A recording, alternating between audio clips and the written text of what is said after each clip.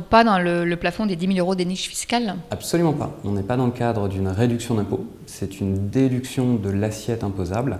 Donc à ce titre, on peut défiscaliser sans aucune limite. Sans engagement de location non plus? Sans aucun engagement de location. La seule obligation qui va vous être imposée, c'est de garder ce bien pendant un minimum de 15 années, ce qui sera fortement recommandé au vu de la qualité des biens et de la fiscalité que vous auriez en cas de revente. J'imagine que les programmes MH ne courent pas les rues? Je vous confirme, c'est même très difficile à trouver. Il y a assez peu de biens bénéficiant de cet arrêté de classement qui méritent d'y porter attention. Il faut que le bien soit quand même situé en centre-ville pour pouvoir générer des revenus locatifs sécurisés pour les investisseurs. J'exclus la partie château pour ceux qui souhaitent racheter des châteaux. Mais notre but est de faire un investissement qui permettra une défiscalisation, qui permettra de bonifier un patrimoine immobilier et de générer des revenus sur le long terme. Il n'y a pas mieux en termes de défiscalisation?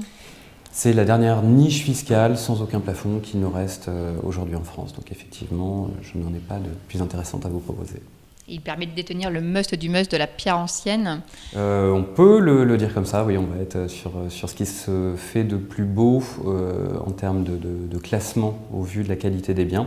On a parlé de la Malraux. Ici, c'est le bien en lui-même qui bénéficie d'un arrêté de classement au niveau de l'État.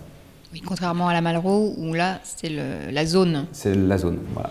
Peut-on cumuler justement un achat Malraux et un achat MH? Bien sûr.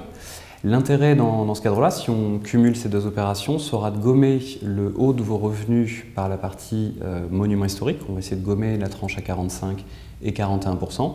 Et sur le solde d'impôt qui pourrait vous rester, on va utiliser la Malraux pour son aspect forfaitaire. On a une réduction forfaitaire, quel que soit le montant de sa tranche d'imposition. Donc, à prioriser sur les grosses tranches d'imposition le monument historique, puis le Malraux en complément si on souhaite obtenir 0.